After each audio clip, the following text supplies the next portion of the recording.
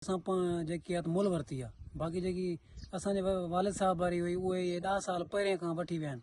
गामण खान जो फ़ैसिलो थियल आहे, उन्हनि जो लेखपढ़ गामण खान जी आहे, लेखपढ़ थियल आहे, उनमें शायद बि आहिनि। जेको आहे हाणे जेको आहे वालिद साहब खे 6 महीना कान थिया आहिनि, जेका वालिद साहब फौत थियो आहे असांजो, हाणे हे उथिया आहिनि। हाणे राति जो माण्हू विंगार करे ने मेवाल ख़ुशकारा वज़ीर वारा अली हसन गबोल थी वियो। इहो राति जा कल्ह बि तव्हांखे असां मौक़िफ़ ॾिनोसीं जेको आहे त उहे चवनि पिया त इहे पाण पटे विया आहिनि। हाणे तव्हां ॾिसो असांजो 3-4 लाख रुपए जो बेजारो आहे जेको आहे त 10 वेसनि में भेजो आहे, घटि में घटि बि। इहो सभु असां पाण नुक़सानु पंहिंजो कंदासीं।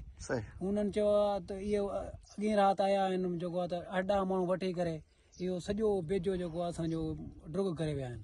हाणे असांजो न तो पुलिस अञा ताईं का कार्रवाई कई अथनि।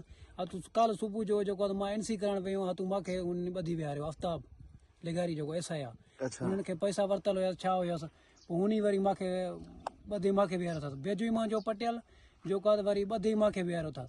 हाणे असां SHO साहब ज़ुल्फ़िकार साहब खे अर्ज़ु कंदासीं जेको आहे अञा ताईं असांजो जेको आहे त को कार्रवाई न थी वई आहे। असांजो बेजो कबूल जे भाउ खे मां सऊदी अरब रहंदो आहे, उन सां बि मां ॻाल्हायो हुउमि। इन खे बि असां 2-3 दफ़ा चयोसीं, इन जी संगत साथ खे सभिनि खे, बाबा तुंहिंजो मामिलो कोन्हे। वज़ीरनि खे बि जेको आहे मेवारनि खे इन्हनि खे मां उन पंहिंजी माउ कुराड़ी वठी मेड़ करे वियो आहियां। मां चयो बाबा तव्हांजो को मसइलो कोन्हे, असांजो भाइरनि जो मसइलो आहे, असांजे पाण में ॼाणूं। इहे हरू भरू असांजी हिननि खे जेको आहे त 6 लाख मञियो अथनि, बाबा असांखे 30-40 लाख साजिद खां उघाए ॾियो, असां तव्हांखे 6 लाख रुपयो ॾींदासीं।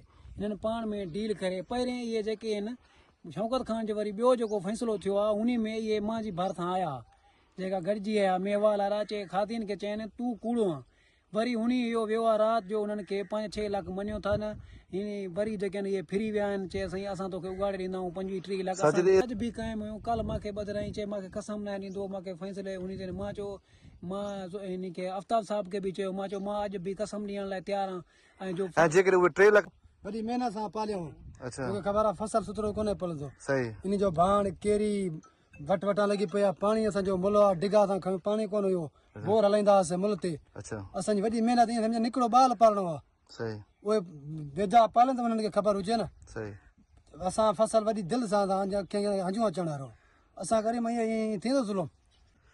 उन्हनि खे कीअं जो ख़बर कोन्हे, भले ई नेट में ॿुधनि जेकी 5 जरे मखूं हाजी वठंदी आहे भाउ, उन जा हक़ जरे बि ॾिनो आहे उन्हनि खे। आख़िर तव्हांखे ॾींदो पियो आहे 5 जरे मखूं हे ज़मीन वठती अथसि, इन्हनि जो हक़ ई कोन्हे, पोइ वठती न।